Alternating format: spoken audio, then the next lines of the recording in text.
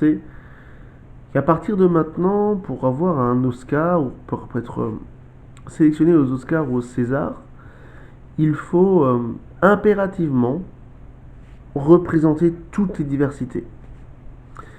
Alors, j'en ai fait un court métrage où je m'interroge un peu d'un point de vue sur le féminisme par exemple, sans être anti-féministe ou quoi que ce soit, mais je m'interrogeais sur ce que ça impliquait pour l'artiste et ce qu'implique pour la société. Parce que finalement, le fait d'imposer à l'artiste une représentativité large me donne le sentiment de réduire son champ de créativité. Parce que peut-être qu'il y a des personnages qu'il ne maîtrise pas ou qu'il ne sait pas comment développer, donc il va, certes, peut-être les intégrer, mais il va faire pire. C'est-à-dire qu'ils vont faire des stéréotypes, des caricatures, des clichés, ou voilà. Et ça, c'est pas forcément bon pour autant. Par contre, je trouve ça plutôt dérangeant d'imposer un cahier des charges à une œuvre cinématographique. Parce que c'est l'œuvre de l'artiste.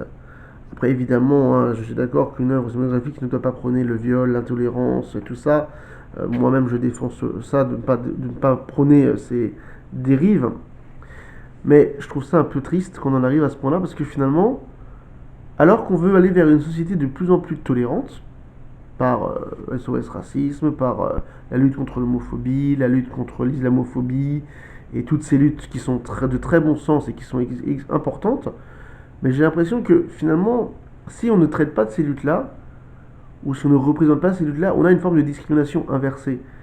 C'est-à-dire que on n'est pas un artiste, on n'a pas le droit de s'exprimer, ou on critiquera toujours le fait qu'on n'ait pas vu quelque chose de global, alors que l'on veut simplement parler, comme disait Pouce, de ce que l'on connaît, de ce que l'on sait, sur quoi on a enquêté ou pour préparer le scénario, par exemple. Et c'est vrai que ça me fait un peu peur. Même maintenant, hein, quand on dit voilà, il faut tant et tant d'hommes ou de femmes, à un moment donné, on va arriver à un stade, on va dire ah, désolé, nous avons 50% de femmes, nous avons 50% d'hommes, nous ne pouvons pas vous embaucher parce que vous êtes un homme. Ou bien non, 50% d'hommes, 49% de femmes. Ah non, désolé monsieur, vous avez un profil intéressant, mais on ne va pas vous embaucher parce qu'il manque 1% de femmes. J'ai peur qu'on arrive à cette dérive-là, à force de vouloir être open et compagnie. Et même au niveau de cette ouverture d'esprit, à partir du moment où on va, sans forcément être méchant, je pense à Omar Sy, par exemple, qui se moquait de Weshden avec son personnage du SAV, voilà, si on prend une initiative artistique d'aller à l'encontre de ce bien-pensant, ben j'ai un peu, on s'est taxé de racisme, d'homophobe ou de quoi que ce soit. Et ça, c'est un autre paradoxe qui m'effraie dans la société dans laquelle on vit.